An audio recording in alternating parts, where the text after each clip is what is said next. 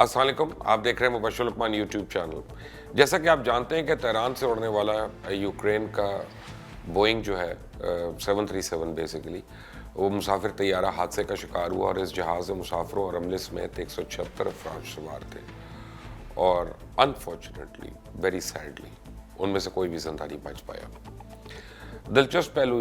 اس میں اگر ہے تو وہ یہ ہے کہ یوکرین کا طیارہ تہران کی حدود میں گر کر تباہ ہونے سے کچھ گھنٹے پہلے ہی ایران نے عراق میں موجود 2 امریکی اڈوں کو میزائل حملوں کے ذریعے اس وقت نشانہ بنایا تھا۔ بہرحال آپ نے اگر ابھی تک اس چینل کو سبسکرائب نہیں کیا تو کر لیں اور بیل آئیکن کو ضرور پریس کریے گا۔ فلائٹ ریڈار کے مطابق حادثے کا شکار ہونے والی پرواز PS752 یوکرین کے لیے روانہ ہوئی تھی، اور ایئرپورٹ کے فلائٹ ڈیٹا کے مطابق یوکرین انٹرنیشنل کی پرواز نے بدھ کے روز اڑان بھرنے کے تقریباً فوراً بعد ہی ڈیٹا بھیجنا بند کر دیا۔ لیکن اب دنیا میں ایک نئی بحث چھڑ گئی ہے کہ ایران میں یوکرین کے مسافر طیارے کی تباہی حادثہ تھی یا پھر ایران کے کسی میزائل حملے کی غلطی۔ حادثے کے بعد تہران میں موجود یوکرینین سفارت خانے نے یوکرین کی وزیر خارجہ کی ویب سائٹ پر لکھا کہ ابتدائی معلومات کے مطابق جہاز انجن میں تکنیکی خرابی کے باعث تباہ ہوا، اور اس وقت کسی دہشت گرد حملے کے امکان کو رد کر دیا گیا۔ لیکن بعد میں انہوں نے وہ بیان تبدیل کر دیا اور کہا کہ حادثے کی وجوہات کے بارے میں باضابطہ تحقیقات سے پہلے کچھ نہیں کہا جا سکتا۔ ایران کی سول ایویشن اتھارٹی نے کہا کہ جہاز کے کریو کی طرف سے مدد کے لیے کوئی ریڈیو کال نہیں کی گئی، اور جہاز کو واپس ایئرپورٹ لایا جا رہا تھا جب یہ گر کر تباہ ہوا۔ لیکن اب ایران پر انگلیاں اٹھنا شروع ہو گئی ہیں کہ جہاز ایران کے شاید میزائل لگنے سے تباہ ہوا۔ کینیڈین پرائم منسٹر نے تو بڑا کہہ دیا ہے کہ جی خفیہ معلومات اور شواہد سے پتہ چلتا ہے کہ تہران کے ہوائی اڈے سے پرواز کرنے کے تھوڑی دیر بعد گر کر تباہ ہونے والا یوکرین کا مسافر بردار طیارہ ایران کی زمین سے فضا تک مارنے والے میزائل لگنے سے تباہ ہوا۔ مگر انہوں نے یہ بھی کہا کہ ممکن ہے جہاز کا نشانہ جان بوجھ کر نہ بنایا گیا ہو۔ انہوں نے تحقیقات کا مطالبہ کیا اور کہا کہ سوالات کے جواب ملنے چاہیے۔ برطانیہ کے وزیر اعظم بورس جانسن نے بھی کہا ہے کہ برطانیہ کی انٹیلیجنس ایجنسی بھی اسی نتیجے پہنچی ہے کہ جہاز ایرانی میزائل لگنے کی وجہ سے تباہ ہوا ہے۔ ڈونلڈ ٹرمپ تو پہلے ہی کہہ چکے ہیں کہ طیارے کو نشانہ بنائے جانے کا امریکہ سے کوئی تعلق نہیں ہے، اور یہ دوسرے فریق یعنی ایرانی کی غلطی ہو سکتی ہے۔ اس سے پہلے پینٹاگون کا الزام تھا کہ یوکرین کا طیارہ روسی ساختہ میزائل لگنے سے تباہ ہوا ہے۔ ایرانین سول ایویشن کے سربراہ نے امریکی الزامات کو رد کرتے ہوئے یہ کہا تھا کہ اگر جہاز کو میزائل نے ہٹ کی تو پھر جہاز تو وہیں گر جاتا، پھر پائلٹ نے جہاز کو واپس ایئرپورٹ پہ لانے کی کیوں کوشش کی۔ ایک فوٹیج بھی سامنے آئی ہے جس کے بارے میں دعویٰ کیا جا رہا ہے کہ جہاز کو میزائل ہٹ ہونے کی ہے، اور اس فوٹیج میں کوئی چیز آسمان سے جاتی دکھائی جاتی ہے اور پھر اسے کوئی اور چیز آ کر ہٹ کرتی ہے۔ یہ فلیش ہوتا ہے جس کے بعد وہ واپس گرتی ہے، نظر آتی ہے، اور بعد میں ایک زوردار دھماکے کی آواز سنائی دیتی ہے۔ اس فوٹیج کی بنیاد پہ کہا جا رہا ہے کہ یوکرینین جہاز کی رفتار کا اچانک ختم ہونا اس بات کی وکالت کرتا ہے کہ اس میں دھماکہ ہوا۔ میں جب کل یہ واقعہ ہوا تھا اور سارے یعنی ہم لوگ بیٹھے ہوئے تھے، خرا سچ کی ٹیم اور یہ یوٹیوب چینل کی ٹیم دونوں ایک ساتھ ہم بیٹھے ہوئے تھے، تو سارے اب مجھ سے پوچھ رہے تھے کہ جناب کیا ہو سکتا ہے، کیونکہ ان کا ایک خیال تھا کہ شاید کیونکہ میں تھوڑی بہت مجھے سمجھ ہے ایویشن کی تو شاید مجھے پتہ ہو۔ تو مجھے 2 باتیں تو بالکل کلیئر تھیں اس وقت بھی۔ میں نے ان کو کہا، میں نے کہا بات یہ ہے کہ بہت ہی مشکل بات ہے کہ جہاز کے دونوں انجنز ایک ساتھ فیل ہو جائیں، یعنی یہ پروبیبلٹی تو ہے لیکن وہ پروبیبلٹی بڑی ہی ایک فار فیچ پروبیبلٹی ہے۔ اور دوسری بات یہ ہے کہ جہاز کوئی زیادہ پرانا نہیں تھا، 3 سال پرانا تھا، اور اس کی ہر چیز نئی تھی، اور جب آپ کمرشل ایئر لائنز میں ہوتے ہیں اور آپ انٹرنیشنل روٹس پہ خاص طور پہ جب جہاز جا رہے ہوتے ہیں تو ان کی کافی بہتر ٹیکنیکل کنڈیشنز ہوتی ہیں بنسبت کسی ایسے جہاز کے جو پرائیویٹلی کوئی اڑا رہا ہو۔ اور آبویسلی اب سوال یہ پیدا ہوتا ہے کہ کوئی بھی پائلٹ، اب اس میں 2 پائلٹس تو منیمم تھے، مجھے نہیں پتا کہ کوئی اور کرو میں بیٹھا ہوا تھا کہ نہیں بیٹھا تھا، لیکن وہ 2 پائلٹس جو ہیں، میں یہ یعنی میری عقل سے باہر ہے کہ اگر ان کے جہاز میں کوئی پرابلم ہوئی ہے، ٹیکنیکل ایشو ہوا ہے، تو وہ مے ڈے کی کال نہ دیں، اور یا وہ ڈسٹریس سگنل نہ دیں، یا وہ کوئی کمیونیکیٹ نہ کریں جو ہے اپنے فلائٹ ریڈار سے۔ اچھا اگر ایک سسٹم ان کا فیل ہوتا ہے تو بوئنگ ایسا ایئرکرافٹ ہے کہ اس میں بیک اپ سسٹمز بھی ہوتے ہیں اور ضروری نہیں کہ وہ دوسرے سے نہ کمیونیکیٹ کر سکے ہوں. اور یہ آپ کے اور میرے لیے تو بڑی ہی ایک انہونی سی بات ہو سکتی ہے، لیکن جو ٹرینڈ پائلٹس ہوتے ہیں ان کو انہی حادثوں کی اور انہی طرح کی ایمرجنسیز کی خاص طور پہ ٹریننگ دی جاتی ہے، اور کہ وہ کس طرح سے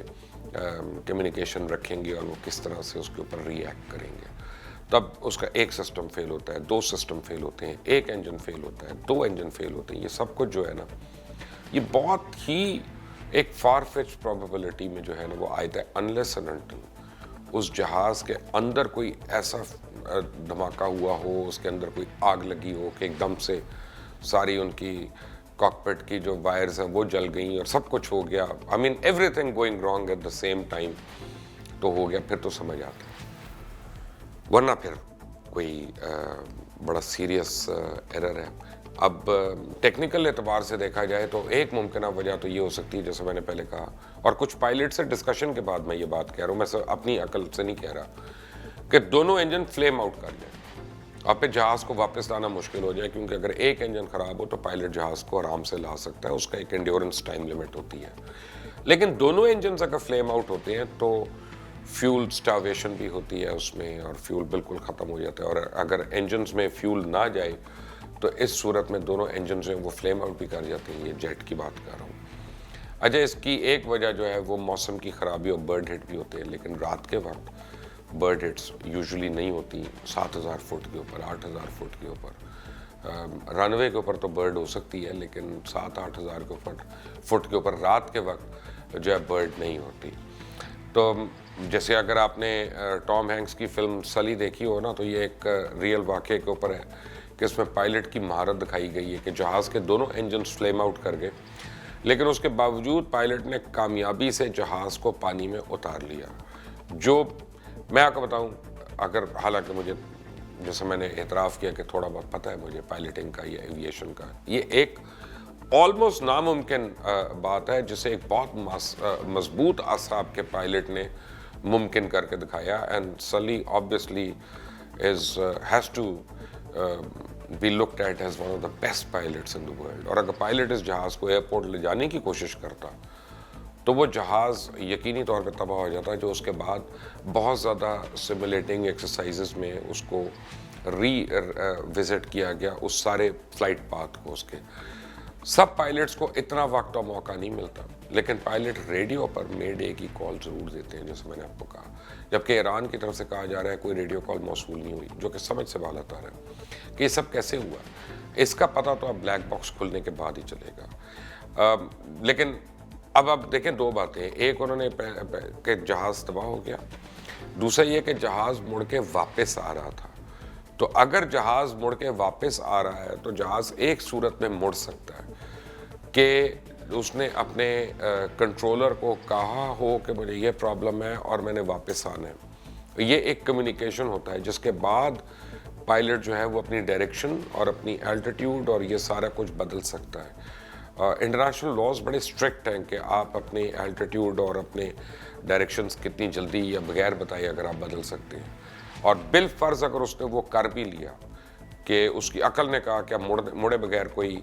وہ نہیں ہے، تو آپ دیکھیں ایون وہ سلی فلم اگر آپ وزٹ کرتے ہیں تو پہلی کال اس نے ڈز مے ڈے برڈ ہٹ وہ جو ہے وہ بھی اس نے بتائی. لیکن اب بلیک باکس کی بات ہو رہی ہے. سوال یہ ہے کہ ایران کے پاس تو یہ صلاحیت موجود نہیں ہے کہ وہ بلیک باکس کو کھول سکے، اس بلیک باکس کے کاکپٹ کے وائس ریکارڈز اور فلائٹ ڈیٹا اس کا ریکارڈ جو اس کا جائزہ لے سکے. اب بوئنگ 737 جو ہے اس کے حادثے کی تحقیقات آسان نہیں ہوں گی، کیونکہ یہ جہاز امریکن کمپنی کا ہے اور ایران کے اندر حادثے کا شکار ہوا ہے. اور اس وقت تک جب دونوں ملکوں میں کشیدگی عروج پہ،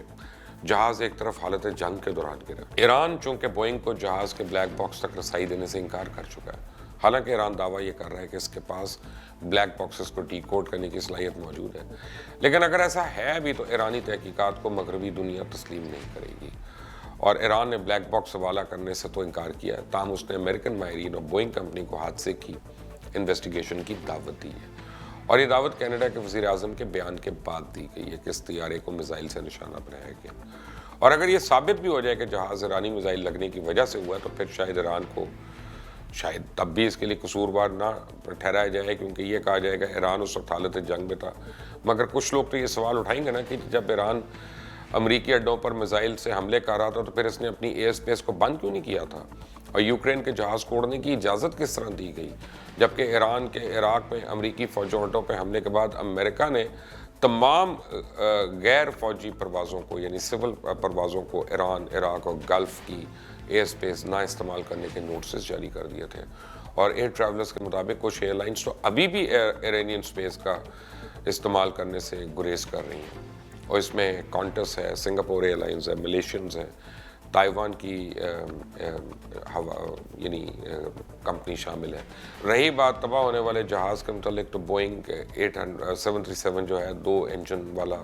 ایک جیٹ طیارہ ہے جو مختصر یا درمیانے فاصلے کی پروازوں کے لیے استعمال ہوتا ہے، اور دنیا بھر کی ایئر لائنز 90 کی دہائی میں متعارف کرائے گئے اس طیارے کو ہزاروں کی تعداد میں استعمال کرتی ہیں. ایران میں گرنے والا جہاز حادثے کا شکار ہوا یا پھر اسے میزائل لگا، وجہ کچھ بھی ہو، معصوم انسانی جانوں کا ضیاع ہوا. ایران اور امریکہ کے درمیان کشیدگی تو کم شاید لگ رہی ہے لیکن ہوئی نہیں. دونوں ملکوں کو یہ سمجھنا پڑے گا کہ اگر جنگ ہوتی ہے تو سب سے زیادہ معصوم لوگ ہی اس کا نشانہ بنتے ہیں. اس لیے دونوں کو چاہیے کہ خطے میں امن کو موقع دیں. اور اس کا ایک بڑا جو میجر سٹیپ ہے وہ یہ ہے کہ ایران اب بلیک باکس حوالے کرے اور اس کی تحقیقات میں وہ مدد کرے تاکہ خود لوگوں کو پتہ چلے کہ معصوم جانیں ان کے کسی عزائم کی وجہ سے یا کسی مس فائر کی وجہ سے نہیں وہاں پہ ہٹ ہوئی. مجھے ایسے بھی لوگ کہہ رہے ہیں کہ ایرانین ٹیکنالوجی اتنی سپیریئر نہیں ہے یا رشین ٹیکنالوجی اتنی سپیریئر نہیں ہے کہ وہ جو ہے ہر میزائلز کو کنٹرول کر لیں، اور کوئی اگر سٹرے ہو گیا یا نکل گیا تو اس نے ہٹ کر دیا. یا یہ بھی کہہ رہے ہیں لوگ مجھے، اب کیونکہ میں ایئر ڈیفنس کو نہیں میں سمجھتا، یہ میں پہلے اس کا اعتراف کر رہا ہوں کہ مجھے اس کی سمجھ نہیں ہے، میں آپ کو وہ بات کہہ رہا ہوں جو میں نے سنی ہے. اور وہ یہ کہ رشین ایئر ڈیفنس سسٹم ہے ایران میں، اور جب ایک ایئر کرافٹ جو ہے اس کو سپیس میں نظر آیا 7000 فٹ کے اوپر تو ان کا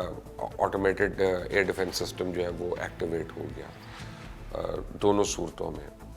اتنے زیادہ تعداد میں جانے والے لوگ تو کبھی واپس نہیں آئیں گے، اور ان خاندانوں کے اوپر تو قیامت صغریٰ آ کر گزر گئی. اللہ تعالیٰ ان سب کو حوصلہ دے،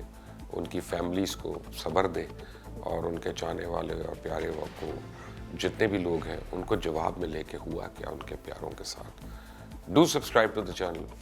and do press the bell icon. Until the next time, اللہ حافظ.